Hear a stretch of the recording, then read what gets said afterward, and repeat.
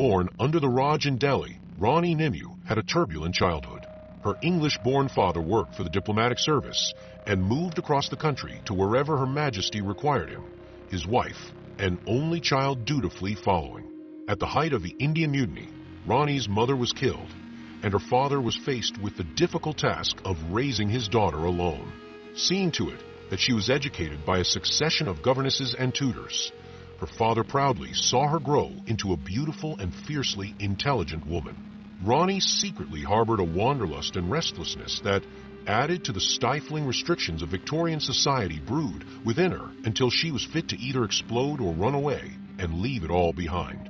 Eventually, her love for the swaggering outlaw broad Arrow Jack, after a chance encounter in the port of Bombay, twisted her father's pride to shame when, at the age of 16, she ran away with the pirate and was not heard from again for nearly a decade.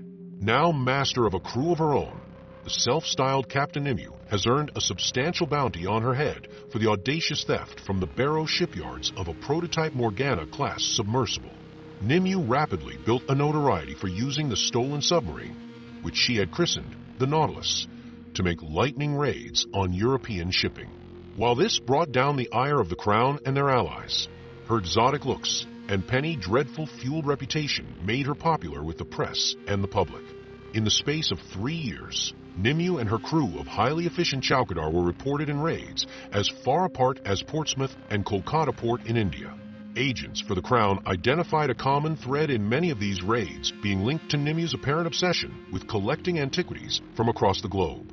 What they could not know was that in her storied adventures, Nimue and her crew became aware of the shadow war as the various forces in play often competed with her for artifacts and arcanum that she liberated from tombs and museums with equal ardor.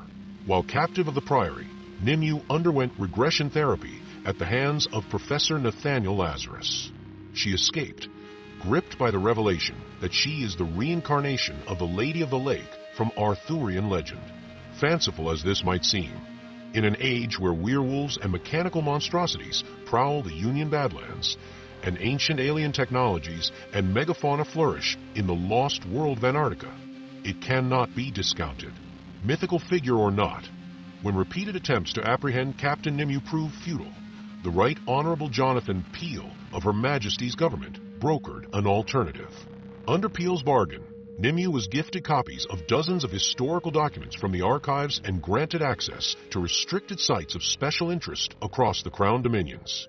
In exchange for this consideration, as well as a generous charter, the fierce pirate queen agreed to put her considerable skills in service to the secretive Crown ministry known only as the Circus. Leading her rough but highly disciplined crew ashore in raiding parties, Nimue acts as a privateer on behalf of the British Crown, though none of her crew has much love for the English, which has ensured that a further condition of her service to the Circus mandated her taking the solid and dependable Violet Smee as Nimue's first officer. Smee is a former Royal Marine and commands the Nautilus chowkidar with ruthless efficiency. The crew has changed over the years as some decide to take their share of the wealth and settle down, while others are lost to the depths. In the treacherous perils of the Shadow War, it is good that there are a corps that Nimue can rely on. Sardar Hardat Singh, the Nautilus boatswain, is very protective of his captain and is never far from her side in a fight. Erasmus Darwin is the resident engineering specialist, and while he rarely speaks of his colorful past, his knowledge of esoteric engineering is clear to see in the power chair he uses to move around in. Charlotte Anning is the ship's navigator and Mythos archivist, never short of the answer to any questions, given enough time to research it in the vessel's surprisingly extensive library. Nico May's role is a little harder to quantify, but she has a number of skills including infiltration, stealth, and close combat.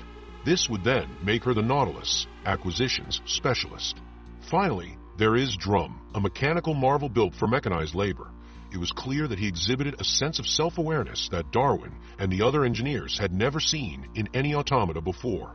Fascinated as to the nature of this personality, Nimue offered the gentle giant the opportunity to join her crew.